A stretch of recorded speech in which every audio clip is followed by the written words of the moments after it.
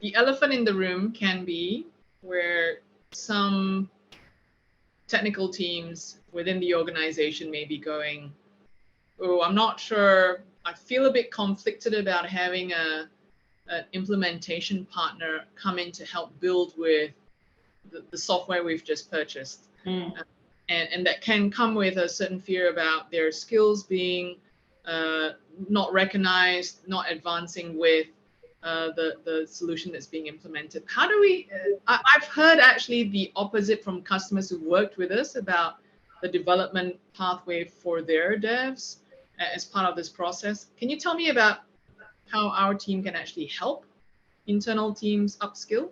Yeah, sure. So the aim of our services team isn't just to keep doing perpetual services work for our customers forevermore. Actually, what we prefer to do is teach our customers how to use the product and enable self-sufficiency as much as possible, and then be there to help with the hard stuff or with burst capacity when something's big's happening in the longer term.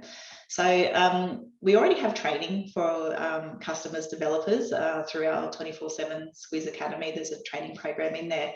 But running through a course and learning how to use the interfaces is often not enough to know what you should do versus the right way of building something. So that's where, when we're doing our projects, we will often go through the functional requirements part of the project and spec out all of the user stories and how to do the build itself.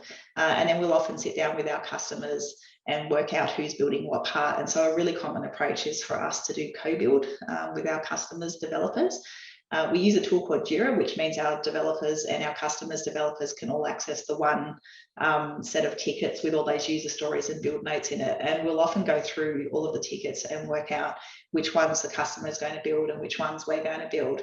And we'll allow for coaching time in there as well. So we differentiate a bit that from training, because coaching is there for one-on-one. So our developer may coach customers' developer as they're actually going through the build, and will help impart knowledge around best practices and standards, and will help QA test it so that developers are getting feedback as to things like accessibility standards and different browsers and those sorts of things. And so what we tend to find is customers who take us up on that co-build offer tend to finish their projects a lot stronger and self-sufficient. And the developers are usually really happy with the fact that they know how to drive that system.